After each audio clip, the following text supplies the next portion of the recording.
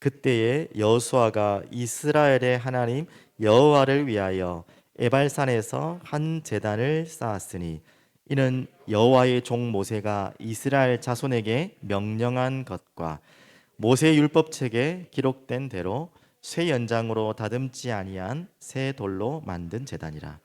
우리가 여호와께 번제물로 화목 제물을 그 위에 드렸으며 여호수아가 거기서 모세가 기록한 율법을 이스라엘 자손의 목전에서 그 돌에 기록하매 온 이스라엘과 그 장로들과 관리들과 재판장들과 본토인뿐 아니라 이방인까지 여호와의 언약궤를 맨 레위 사람 제사장들 앞에서 궤의 좌우에 서되 절반은 그리심산 앞에 절반은 에발산 앞에 섰으니 이는 전에 여호와의 종 모세가 이스라엘 백성에게 축복하라고 명령한 대로 함이라. 그 후에 여호수아가 율법책에 기록된 모든 것대로 축복과 저주하는 율법의 모든 말씀을 낭독하였으니 모세가 명령한 것은 여호수아가 이스라엘 온 회중과 여자들과 아이와 그들 중에 동행하는 거류민들 앞에서 낭독하지 아니한 말이 하나도 없었더라. 아멘. 오늘 말씀 제목은 제목 안 적었는데 율법 낭독이라는 제목으로 말씀을 좀 나누겠습니다. 이제 아이성 전투에서 이제 승리했죠. 한 번의 실패를 겪고 승리한 이후에 지금 이제 여리고 무너뜨렸고 아이 무너뜨렸고 갈 길이 바쁘죠. 갈 곳이 많죠. 근데 이제 오늘 좀 특별한 또 멈춤에 또 지체하는 시간을 하나님이 일부러 허락하시는 본문입니다. 왜 이렇게 해야 될까요? 왜 이렇게 해야 될까요? 오늘 저 앞에 있는 서론에 있는 단어를 아시는 분들 많이 없을 거예요. 기브롯 핫다와. 오늘 생명의 삶 보신 분들은 이 메시지를 아마 봤을 겁니다. 기브롯 핫다와. 오늘 새벽에 한참 메시지를 다 하는데 방송이 하나도 안 됐더라고요. 중간에 혼자 떠들고 막 갔는데 오늘 중요한 메시지거든요. 기브롯 핫다와. 저 메시지가 어디서 나온지 아시죠? 민수기는 광야에, 지금 이제 광야를 지났죠. 이제 가나안 땅으로 요단까지 건넜어요. 이제 진짜 본격적인 가나안을 정복하는 그 단계인데 기브롯 핫다와, 이게 뭐냐면 탐욕의 무덤이라는 뜻이거든요. 오늘 이제 본문에 율법을 낭독하는 내용과 연결됩니다. 탐욕의 무덤. 광야에서 이스라엘 백성들이 제일 잘했던 게 뭔지 아십니까? 이스라엘 백성이 제일 잘했던 거, 좋은 의미 아닌지 아시죠? 예, 다 나오네요. 불신앙 제일 잘했어요. 너무나 반복적으로, 너무나 지속적으로, 너무나 예, 많은 사람들이 함께 연합되어서 한두 사람이 아니라 그렇게 너무 잘했던 게 하나 되어서 했던 것이 바로 뭐였습니까? 예, 불신앙, 불평, 원망을 너무너무 잘했어요. 오늘 우리 강야에서 민수기의 본문은 이 내용이잖아요. 그래서 하나님이 그 불신앙을 들어주면서도 심판을 하는 동시에 장면이 나왔죠. 메추라기를 바람을 불어서 쫙 몰아넣었죠. 그래서 많은 백성들이 고기 먹고 싶다고 막 원망하고 불평했을 때 정말 배가 터질 만큼, 질릴 만큼 고기를, 한 집마다 뭐 한 사람마다 12호멜이니까 뭐 한 호멜이 200리터 정도 된다니까, 200cc 된다니까 12호멜이면 뭐 저도 대충 부피를 얼마죠? 엄청 많이 욕심껏 양껏 다 들고 왔죠. 근데 그곳이 뭐가 돼버렸습니까? 결국 탐욕의 무덤이 돼버렸습니다. 기브롯 핫다와. 정말.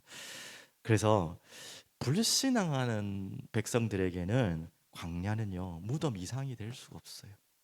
맞습니까? 예. 이 땅에 사는 동안에, 우리가 사는 동안에 진짜 하나님의 나라를 모른다면, 우리가 바라보는 그 영원한 하나님의 나라와 천국을 우리가 믿지 않고 이 땅을 살아간다면 이 땅의 의미는 뭐게 됐습니까?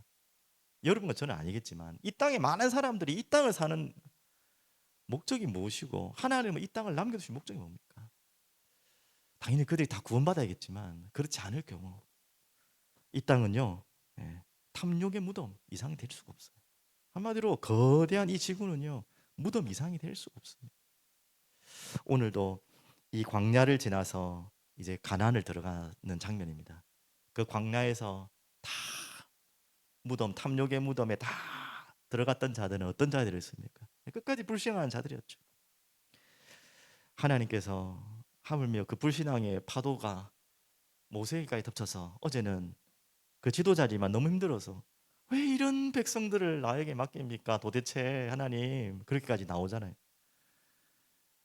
그러면서 이들에 대한 불평 내가 어떻게 다 듣고 다 해드려야 됩니까? 할 때 내가 알아서 할게 라고 하신 말씀 중에서 고기 먹여주겠다 했잖아요. 그때 모세 또한도 그 말이 이해가 안 됐을 때 하나님께서 하신 말씀이 뭐였죠? 여호와의 손이 짧으냐. 여호와의 손. 그건 어제 이제 새벽기도 말씀인데 그걸 제가 읽으면서 너무 참 민망하기도 하고 우습기도 하고 그래 여호와의 손이 얼마나 클까? 여호와의 손 크기가 얼마나 될까? 여러분 상상할 필요도 없지만 상상할 수가 없죠. 그 진짜 손 크기 말하는 거 아니잖아요. 여호와의 손이 얼마나 큰데 우리가 보는 여호와의 손은 짤막한 손밖에 그것도 보지 않는 그런 눈으로 살아갈 때가 많습니다.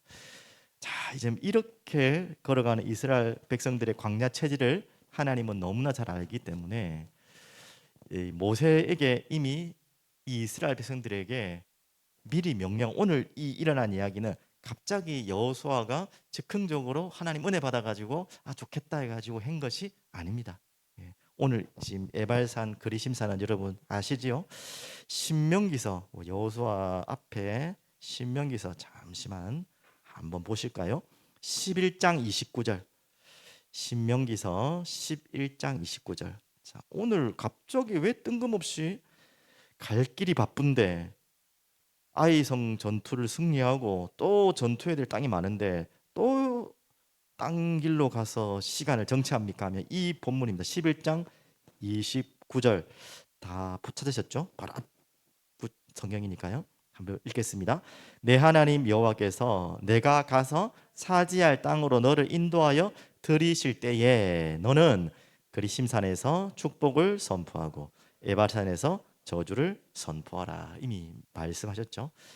또 27장 신명기 27장에도 나옵니다. 조금만 더 넘기시면 신명기 27장 3절 3절부터 계속 나옵니다. 계속 28장까지 계속 나오는데요. 앞부분만 조금 볼게요. 27장 3절. 자, 정확하게 나옵니다. 요단을 건넌 후에 이 율법의 모든 말씀을 그 위에 기록하라. 그리하면 내 하나님 여호와께서 내게 주시는 땅, 곧 젖과 꿀이 흐르는 땅에 내가 들어가기를 내 조상들의 하나님 여호와께서 내게 말씀하신 대로 하리라. 4절에도요. 너희가 요단을 건너거든 내가 오늘 너에게 명령하는 이 돌들을 에발산에 세우고 그 위에 석회를 바를 것이며 계속 읽을게요. 또 거기서 내 하나님 여호와를 위하여 제단 곧 돌단을 쌓되 그것에 쇠 연장을 대지 말지니라. 너는 다듬지 않은 돌로 내 하나님 여호와의 제단을 쌓고 그 위에 내 하나님 여호와께 번제를 드릴 것이며 또 화목제를 드리고 거기에서 먹으며 내 하나님 여호와 앞에서 즐거워하라. 8절까지만 읽을게요. 너는 이 율법의 모든 말씀을 그 돌들 위에 분명하고 정확하게 기록할지니라. 이미 말씀했죠. 모세를 통해서 여호수가 그 말씀을 받고 요단을 건너서 딱 지금 이 상황에 온 것입니다. 자, 왜 미리부터 이야기했겠습니까? 광야의 이스라엘 백성들이 어떤 사람이라는 것을 너무나 잘 알기 때문에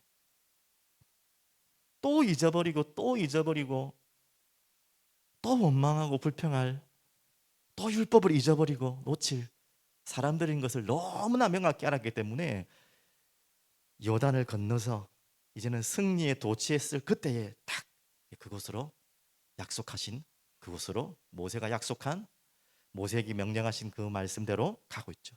자, 그래서 뭘 하는 것입니까? 오늘처럼 율법의 모든 말씀을 낭독하라 나옵니다. 다시 말씀드리면 지금 갈 길이 바빠요.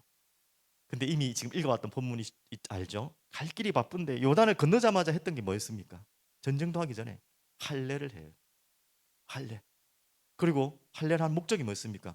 6월절 최소한 한 달은 그 안에 머물러야 돼요. 지금 갈 길이 먼데 그걸 하게 했거든요. 지금 같은 이야기입니다. 그러면서 이제 여호수아가 이제 전쟁을 하려고 할 때 또 여호와의 누굽니까? 군대 장관이 나와서 신을 벗으라 그랬죠. 군인한테 신을 벗으라는 것은 뭔 의미입니까? 맞죠? 전투하기 바쁜데. 그리고 여리고 전투를 받고 아이성 전투를 받습니다. 특히 아이성 전투는 1승 1패인데 뭐 그 패는 좀 약하지만 어떻게 이겨야 되는 것을 너무나 잘 봤죠. 자, 이 모든 과정들을 통해 하나님께서 이스라엘 백성들에게 말씀하시려고 하는 건 저겁니다. 이거. 율법의 모든 말씀을 낭독해라는 말은 저거 가지고 가라는 거예요. 저걸 담고 가라는 거예요. 너희들 지금 급하게 앞에 쳐들어가 가지고 막 싸워서 이길 수 있을 것 같지? 아이성 전투 봤잖아. 아이성 전투 봤죠. 충분히 이길 수 있을 것 같은데 다 무너져 버리고요. 절대 이길 수 없을 것 같은 여리고는 그냥 아무것도 없이 다 무너져 버리고. 이 모든 기준이 바로 저거였죠. 율법의 모든 말씀이 앞서가느냐, 그 앞서가지 않느냐 그 차이였습니다. 그래서 이걸 다시 한 번 더 이야기하는 장면입니다. 그래서 급하지만 갈 길이 멀지만 싸워야 될 전투가 너무 많지만 이거부터 하라는 거예요. 참고로 그 아이성 전투 끝나고 어디로 가야 되냐면 아까 말했던 뭡니까? 에발산과 그리심산 사이가 이제 세겜이라는 지역인데 굉장히 중요한 지역이죠. 아브라함이 갈 때 우르에서 떠나서 가나안 땅 와서 이제 처음 예배드렸던 장소이기도 하죠. 의미 있는 장소입니다. 그 세겜 땅에서 무엇을 하라 했냐면 율법을 낭독하라 했는데 거기까지 가려면 작은 거리가 아니에요. 한 40여 킬로. 뭐 멀다고 하면 멀고 가깝지만 전쟁하러 가는 사람들에게는 먼 거리죠. 행군이라는 자체가 얼마나 보통 일이 아닌데 40km 행군을 또 가야 되니까 전쟁도 아니고 이거 하러. 그래서 어떻게 보면 번거롭지만 반드시 가야 될 곳이었습니다. 그래서 이 에발산에 이제 머물게 되고요. 에발산과 그리심산에 있는데 하필이면 오늘 말씀 읽어보셨지만 어디 제단을 쌓으라고 했습니까? 에발산에 제단을 쌓으라고 했어요. 에발산이 축복을 선포하는 것입니까? 저주를 선포한답니까? 저주. 아니 이왕이면 좀 축복하는 데다가 제단을 쌓는 게 우리의 입장에서는 좀 모양이 있는데 왜 하필이면 저주를 말하는 그곳에 제단을 쌓으라고 했습니까? 그게 우리의 메시지입니다. 하나님 우리 주신 메시지. 이 저주받을 수밖에 없는 우리에게는 무엇이 필요하다고요? 제단이 필요한 거예요. 재물이 필요한 거예요. 우리는 완전히 저주받아야 될 존재고 저주 아래에서 벗어날 수 없는 존재인데 그래서 우리는 제단이 필요하고 재물이 필요하다는 거예요. 그래서 굳이 에벨산에다가 제단을 쌓게 하고 그 뒤에 나온 것처럼 아까 신명기에 나온 그대로 합니다. 한번 쭉쭉 읽어볼게요. 그때 여호수아가 이스라엘 하나님 여호와를 위하여 에발산에 나와 있죠. 제단을 쌓았으니 이는 여호와의 종 모세가 이스라엘 자손에게 명령한 것과 모세의 율법책에 기록된 대로 아까 말씀 그대로입니다. 신명기 아까 읽었던 27장 내용이죠. 새 연장으로 다듬지 아니한 새 돌로 만든 제단이라. 무리가 여호와께 번제물과 화목 제물도 그 위에 드려야 되죠. 맞죠? 그래서 32절에 보면요. 여호수아가 거기서 모세가 기록한 율법을 이스라엘 자손의 목전에서 또 그 돌에 새깁니다. 지워지지 않도록. 자, 이 에발산 제단에서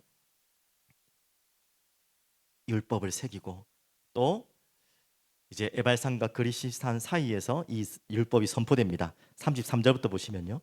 온 이스라엘과 그 장로들과 관리들과 재판장들과 본토인뿐 아니라 이방인까지 여호와의 언약궤를 맨 레위 사람 제사장들 앞에서 궤의 언약궤를 말하죠. 좌우에 서되 절반은 어디로? 그리심산 또 절반은 에발산 반반 나눕니다. 지파를 나눠서 하는데 그 지파가 어떤 지파는 축복받고 어떤 지파는 저주받는다 그런 의미가 아니라 이제 어떻게 보면 교육을 위한 메시지를 위한 이두 양방향으로 옮겨서 그 산에 올라갔습니다. 그래서 이는 전에 여호와의 종 모세가 이스라엘 백성에게 축복하라고 명령한 대로 함이라 나와 있죠. 그리고 34절에 그 후에 여호수아가 율법책에 기록된 모든 것대로 축복과 저주하는 율법의 모든 말씀을 낭독했죠. 모세가 명령한 것은 여호수아가 이스라엘 온 회중과 여자들과 아이와 그들 중에 동행하는 거류민들 이방인들까지도 낭독하지 아니한 말이 하나도 없다. 다 낭독했다는 것입니다. 그래서 이 에발산과 그리심 사이. 그런데 여러분 아시겠지만 축복의 내용이 많을까요? 저주의 내용이 많을까요? 당연히 축복이 많을 걸로 알겠는데 이렇게 하면 저주한다, 저주받는다라는 내용이 훨씬 많아요. 그러면 하나님의 이 메시지의 목적은 저주입니까? 저주와 축복을 다 반반해서 이야기했는데 저주를 많이 이야기했다 하는 거 보니까 전체 퍼센테이지가 그러니까 이 백성들 어떻게 하든지 걸려들어라 한번 된통 당해봐라 이런 메시지입니까? 아니죠, 맞죠? 오늘 33절에 보시면 이렇게 나옵니다. 끝부분에 보시면요, 이는 전에 여호와의 종 모세가 이스라엘 백성에 축복하라고 명령한 대로 함이라 나있죠. 그러면서 축복과 저주를 말합니다. 그러면 저주를 말하는 것 같지만 그 저주는 저주를 위한 저주입니까? 아니죠. 저주를 받지 않기 위해서 우리가 너무나 사랑하고 소중한 우리 아이들이 있잖아요. 아이들한테 뭐 축복은 당연한데 이렇게 뭔가 겁을 줄 때가 많잖아요. 너 이렇게 하면 안 된다. 저기 위험하다. 이렇게 하면 뭐 빠지고 이렇게 하면 어떻게 겁을 막 주면서 큰일 날 일들을 더 많이 하죠. 맞죠? 이것도 또 우리가 교육을 잘하긴 해야 되는데 너무 겁을 주고 막 아이들이 뭐 꼼짝도 못하게 하면 안 되지만 그것을 말하는 부모의 심정은 아시잖아요. 절대 제발 좀 그렇게 하지 마라 말이죠. 제발 그 길로 가지 마라. 다치지 마라. 아프지 마라. 넘어지지 마라. 뭐 하지 마라. 그래서 이 어려움을 당하지 말라고 해서 우리도 부모도 어떻게 보면요, 이게 축복보다는 이렇게 하면 큰일 난다는 소리를 훨씬 우리의 입에 많이 합니다. 미워서 그런 게 아니잖아요. 그 아이가 무너지라고 하는 말이 아니잖아요. 맞죠? 그 아이들을 사랑하고 절대 되지 않았으면 그 길로 가지 않았으면 하는 간절한 마음이 있는 것이죠. 그럼 본질적으로 뭔 말이죠? 축복을 위하는 것이죠. 모든 것이 하나님은 하나님의 백성들을 어떻게 하든지 축복하고 싶고 그들을 응답하고 싶고 하나님과 함께 가고 싶고 함께 하나님의 그 어마어마한 세계를 같이 맛보기를 소원하는데 그 맛을 안 보고 자꾸 엉뚱한 맛을 보니까 하나님의 안타까운 마음에서 저주를 더 많은 내용으로 이스라엘 백성들에게 말한 것뿐입니다. 맞죠? 그래서 오늘 이 정말 장관이죠. 이렇게 여호수아가 그 율법을 이렇게 합니다. 선포합니다. 그러면 그 너무 많은 사람들이 때문에 혼자 다 안 드리잖아요. 그럼 제사장들이 또 받아서 해서 장관이겠죠. 그러면 백성들은 뭐라고 하냐면 그 들리는 순간에 아멘 아멘 하는 거예요. 뭐뭐뭐뭐 할지어다 하면 아멘. 이쪽 저쪽 산에서 막 산이니까 이제 계곡 사이에 얼마나 웅장하겠습니까? 우렁차겠죠, 맞죠? 그렇게 쩌렁쩌렁 울리면서 그 하나님의 말씀 율법이 가슴에 부딪혀서 그 백성들이 진짜 하나님의 복을 받는 백성으로 하나님의 응답을 받는 백성으로 하나님 나라의 백성으로 살아가기를 원하는 어떻게 보면 굉장히 중요한 율법을 낭독하는 선포하는 그곳에 아멘으로 화답하는 그 자리가 오늘 이 자리입니다. 맞죠? 그럼 그 율법을 들으면서 많은 백성들이 생각했겠죠. 어떤 마음이 들었겠습니까? 그래, 내가 지금까지 이거 다 놓쳤구나. 내가 이걸 왜 또 잊어버렸구나. 이 율법이 있었는데 내가 또 이 길로 가지 않았구나. 이런 부분들도 들릴 것이고 내가 지금 이렇게 가고 있구나 라면 다시 확인할 수 있겠고 우리에게는요 오늘 너무나 중요한 가나안을 들어가서 전투 두 개 큰 전투를 한 다음에 이제 직접적인 이제 땅을 분배하고 나가야 될 때에 가장 먼저 될 것이 뭐냐 하나님의 이 말씀들이 메아리 쳐서 외쳐서 내 가슴 속에 내 마음 속에 온 백성들 속에 울려 퍼져야 되는 계속 윙윙윙 할 만큼 그것이 가장 중요한 교회가 해야 될 전쟁을 해야 될 가장 중요한 시작이 바로 이 일이라는 거. 그래서 연결해서 이번 주 우리 본문 말씀과 좀 같이 나눴으면 좋겠습니다. 자, 그렇게 율법들이 선포되어지면 율법들이 계속 나오지면 율법은 아시지 않습니까? 두 가지 딜레마가 있죠. 그래, 다 맞는 말이야. 다 맞는 말씀이요. 너무 좋은 말씀인데 또 한편은 뭡니까? 내가 다 지킬 수 없는 말씀. 너무 맞는 말씀이고 너무 좋은 말씀인데 항상 나를 찌르는 말씀이고 난 항상 부족하고 나는 거기에 날마다 부끄럽고 죄송할 수밖에 없죠. 오늘 이야기 함께 연결됩니다.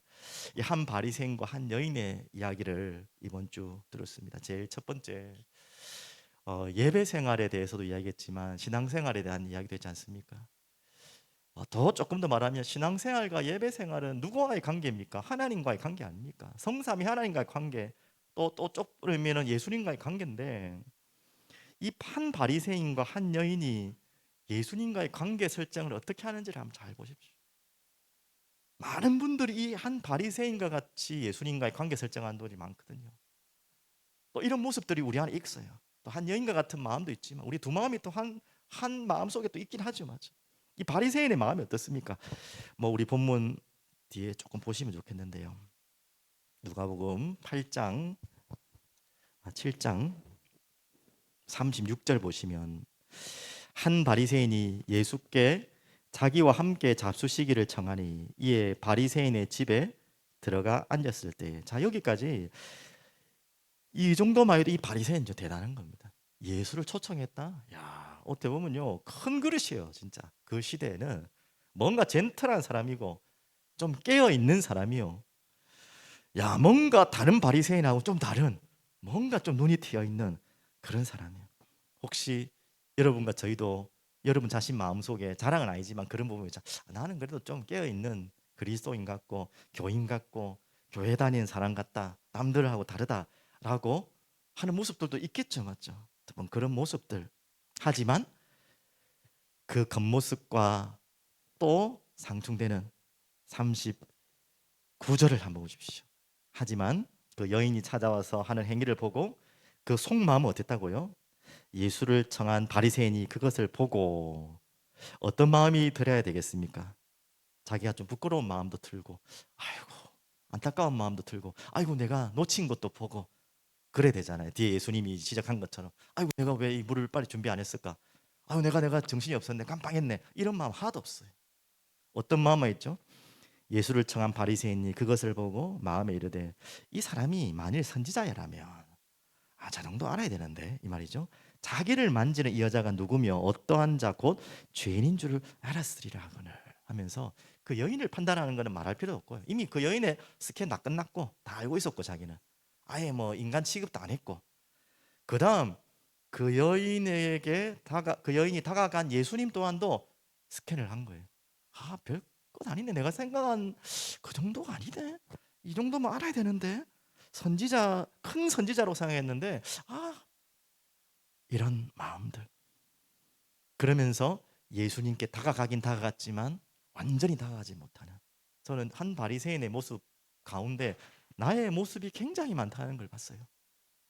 저의 숨어 있는 모습들도 은혜 받지 못했을 때에 내가 신앙생활 할 때 나의 모습 있잖아요. 우리가 다 바리새인이라고는 할 수 없지만 우리가 신앙생활 할 때 우리의 모습 속에 이 모습이 너무나 많이 있어요. 정말 우리가 막 눈물을 흘려야 되고 뭘 이렇게 막 고함을 지르면서 부르짖고 기도하라는 말이, 그게 안 하면 안 된다는 말이 아니라 뭔가 적당하게 신앙의 거리를 두고 있을 때 있잖아요. 적당하게 한번 딱 눈치 보면서 살펴보고 예수님께 완전히 내가 애기처럼 정말 더러운, 진짜 말하기 그렇지만 오물과 똥이 다 묻어 있는 내 자신은 보지 못하고 깨끗한 것처럼 해서 적당히 거리를 두고 저 냄새 나는 저 사람들하고 내가 가까이 가지 않겠다. 뭔가 거리를 두고 내 손에는 더러운 거 하나 묻히고 싶지 않은, 그러면서 적당히 거리를 두고 신앙생활하는 그런 모습, 우리들의 모습 속에 혹시 있지 않습니까? 그러면서 판단하고 불신앙하고. 그와 반대로 이 여인은 어떻습니까? 뭐 머리 풀고 막 뭐 물로 닦고 한다고 그 모습이 대단하다는 말이 아니라 이 여인이 왜 이렇게 할 수밖에 없었습니까? 이 여인은 어떻게 이렇게까지 할 수 있습니까? 진짜 하나도 하나님과의 거리가 없어요. 예수님과 거리가 없어요. 왜? 그 예수님의 그 어마어마한 사랑을 이미 알고 있었거든요.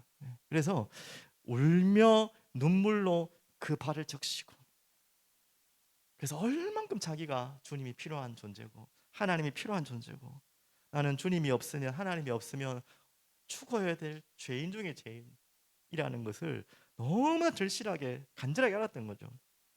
자기 머리털로 가장 자존심 있는 그 자존심을 다 버려야겠다는 생각을 할 수도 없을 만큼, 아이고 나 이제 내 자존심 버리고 신앙생활 해야지, 이 생각하는 자체가 이미 우리는요 아직도 교만한 거예요.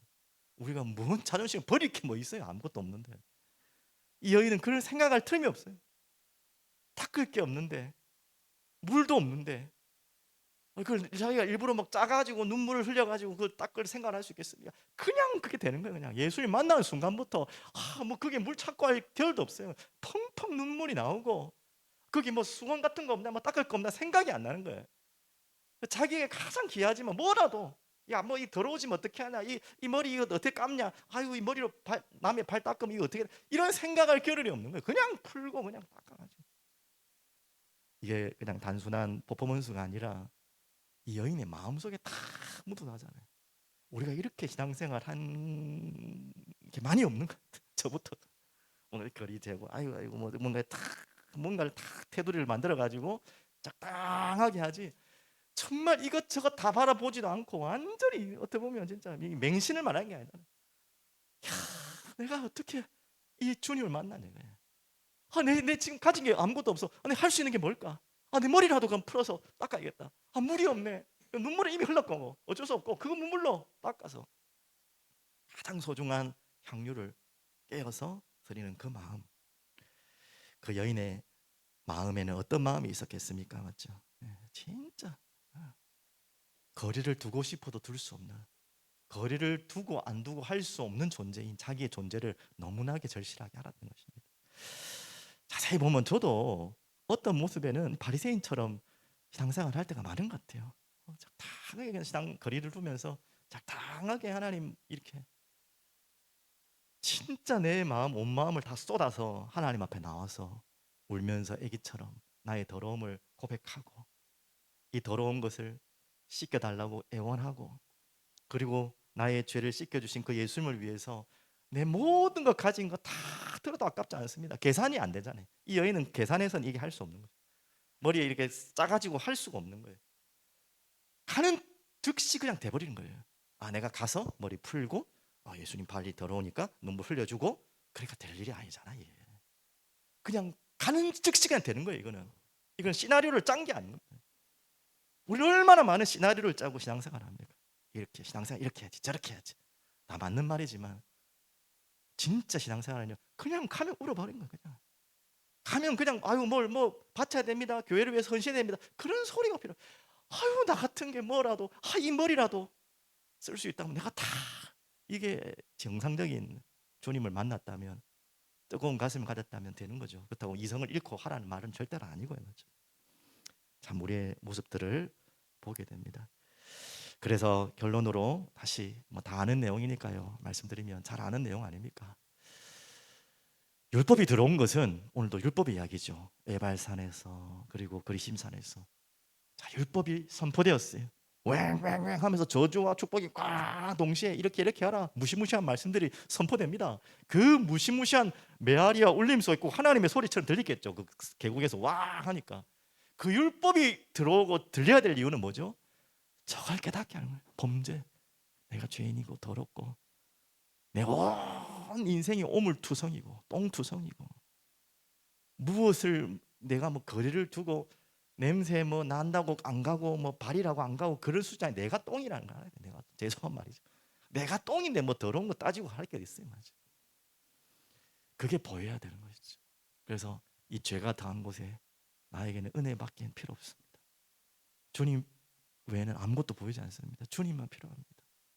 주님의 십자가, 주님의 보혈이 내게 답니다. 그거 외에 살 길이 없습니다. 이 여인의 마음, 이 여인의 마음이 그 마음이 다 담겨 있지 않습니까? 뭘 계산하고 재고할 게 없어요. 지금 보는 순간에 엎어지는 거예요. 그냥 눈물 나고 막 그냥.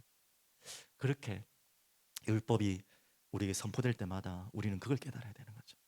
난 안 됩니다. 불가능합니다. 하지만 그걸로 멈추면 안 된다 했죠.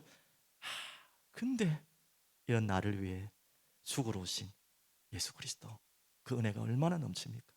그래서 이는 죄가 사망 안에서 왕노릇한 것 같이 죄에서 완전히 우리는 그 왕권을 다 빼앗긴 존재였는데, 은혜도 또한 의로 말미암아 왕 노릇하여 은혜가 이제 나를 덮쳐서 왕 노릇하여 예수 그리스도로 말미암아 이제는 영원한 사망이 나를 주인으로 붙잡고 있었는데 이제는 영원한 생명. 아까 탐욕의 무덤 속에 끌려가는 매일 그냥 무덤 속에 살아야 될 인생이 그 무덤을 이기시고 무덤에 나오신 이제 곧 다가오죠.